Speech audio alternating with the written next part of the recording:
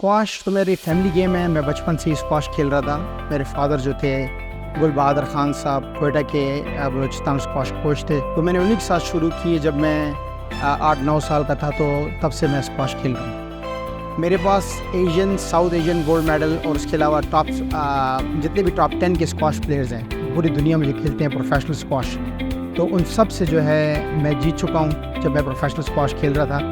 और मैंने पाकिस्तान को 10 साल तक जो है रिप्रेजेंट किया एज ए कैप्टन टीम का, और पाकिस्तान नंबर 1 रहा हूँ।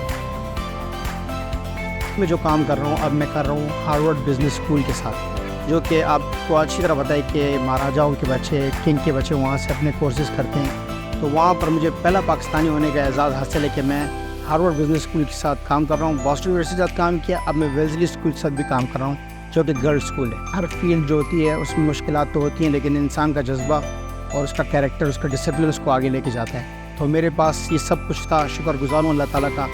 और उसके सब चीज़ों के साथ मेरे साथ माँ बाप की दुआएं थी। मेरे वालिदैन मेरे लिए वो दुआ करते थे।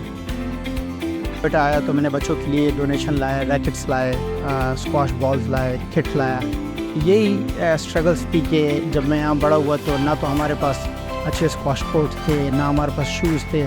शूज़ पर कभी टाँकी लगा लेते थे, कभी रैकेट टूटता था तो उस पर टांका लगा लेते थे।